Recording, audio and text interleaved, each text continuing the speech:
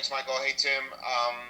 Curious about what it feels like to go up against a European team and to prepare for a European team because of the pandemic and lots of other reasons. There's been a lot of games against CONCACAF, and I guess that's valuable because it's what you'll see in qualifying. But what does the team get out of going up against an opponent that's very different and that might pose different problems or challenges or just a different kind of soccer than what we're used to seeing from the same CONCACAF teams over and over? Yeah, it's a good question. I think, like you said, I think it's a good change of pace, a different challenge.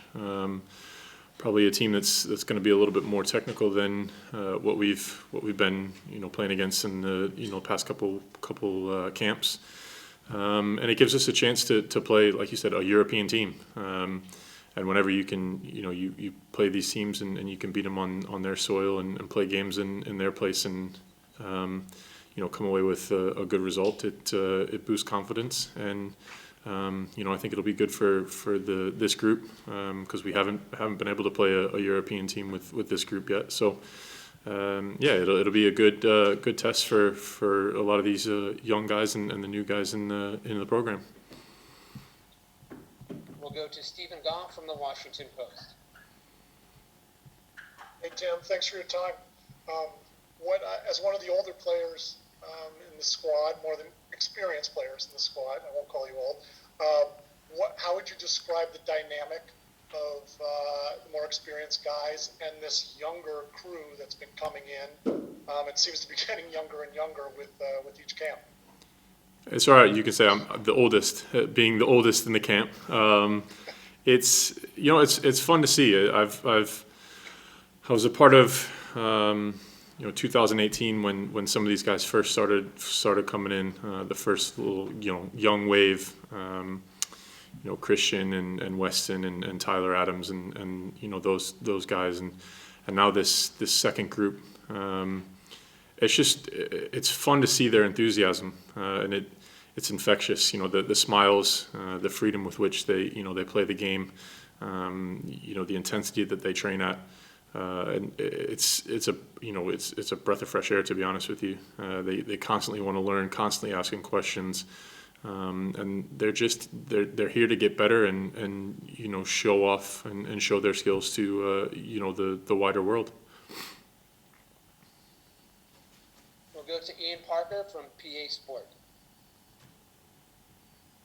Hey Tim, I just wanted to ask you about maybe the change in mentality you have that you have to have, I guess, coming away from a relegation battle with Fulham and stepping into an international game. Is that a welcome change at times? Just how do you deal with that different challenge? Yeah, I think for myself, you look forward to coming into camp. It's like you said, it's a different change of pace. It's a different group of guys. Your goals and your focus kind of switches a little bit, and you can kind of forget about what's happening at club level. Anthony and myself, we've come in here and just to get away from the constant pressure that is a relegation battle is nice, and it's refreshing, not only physically but mentally. So to be able to come in here and catch up with guys from around around Europe and around the world is, like I said, it's a breath of fresh air and something that you personally I look forward to and continuing to kind of grow with and bring this group along. Next will be Charles Bone from MLSsoccer.com.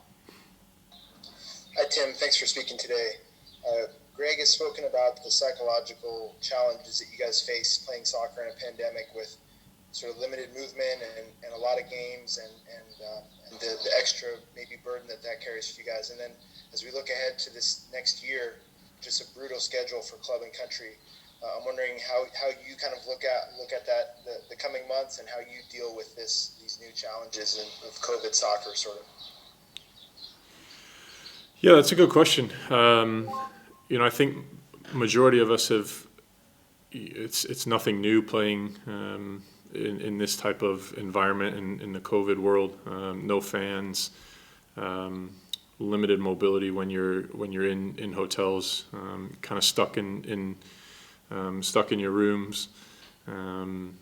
So it's grinding, mentally. And I know I just said it's refreshing, but at the same time, you come in and you're sitting in a hotel,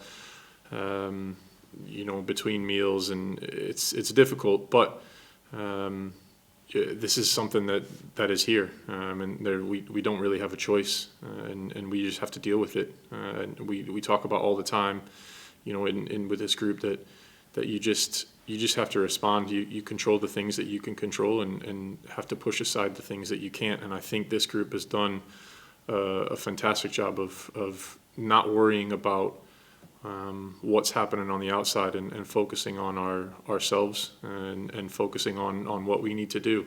And that's with one eye on, like you said, the brutal schedule that starts in May with the Nations League, and then you turn your attentions to the Gold Cup, and some of these guys could potentially be on the Olympic roster, assuming we qualify for that, and then you're straight into 3 games in a window for qualifying. So it's going to be a challenge, and I think with the number of guys we have in the pool and within the group, we can rise to that challenge. And this is just one small step in trying to figure out how we navigate those challenges coming up. We'll go to Ron Blum from the Associated Press. Hey, Tim. What can veteran players such as yourself teach the younger players to prepare themselves for what they face in Central America and the Caribbean in terms of qualifying mentally and physically? I think just sharing your personal experiences. The trips that you've made down to Central America.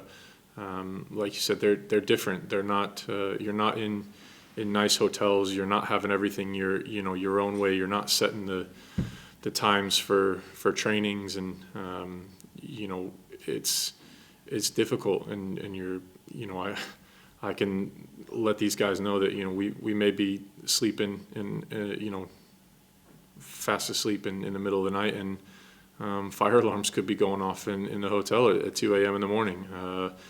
I remember one time we were in Panama and fireworks were going off outside. So it's just little things. I think a lot of these guys know. We've actually discussed quite a bit, and they've asked a lot of questions. So when you go down here, what's it going to be like? And it's going to be hectic. It's going to be things aren't going to be great, and that's where I alluded to you focus on the things that you can control, and try not to overthink the things and worry about the things that we can't. So from an experience perspective, that's what I have to do. I have to let these guys know that the fields aren't going to be great. It's going to be bumpy. There's not going to be we're not going to have it our way everywhere we go, and with everything we do. So it's just a matter of focusing and trying to get in the best frame of mind to go to these places and pick up results.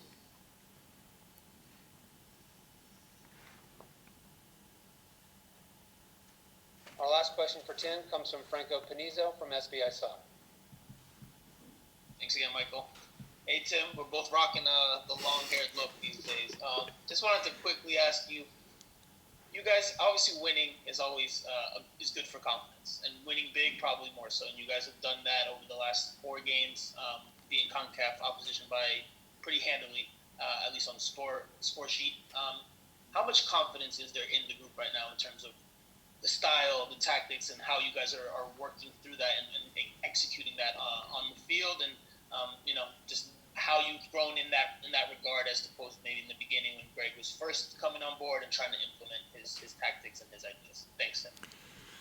Yeah, listen, it's always a process. I mean, Greg comes in and he wants to implement his style of play, his the way he wants to press, his formations, and it was always going to take a little bit of time to adjust to that. there's no doubt we have the quality and the players in this, in this pool that can perform to the standards that he's wanting and that he's trying to set.